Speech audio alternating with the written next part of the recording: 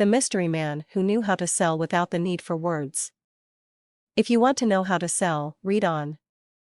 Trish and I were having a drink at a table on a side street in Ricci 1, Italy.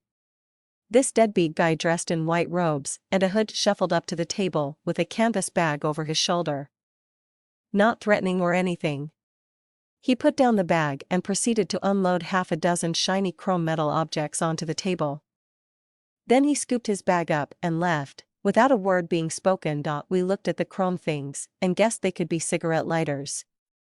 We tried one out and, sure enough, it was a cigarette lighter. Gimmicky but fascinating blue flashing lights and horse sounds like galloping and neighing. With a great colored flame, too. So good that you just had to play with it.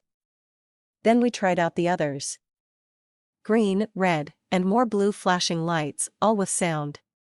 We played with those, too. After about 10 minutes, the robed guy, who we'd forgotten about, came back and, setting down his bag again, began to gather up the lighters.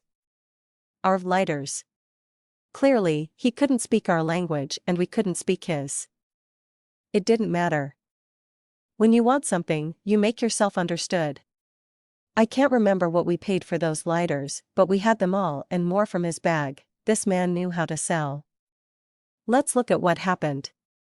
You may have seen the mnemonic IDA, used to help us remember the words attention, interest, desire, and action.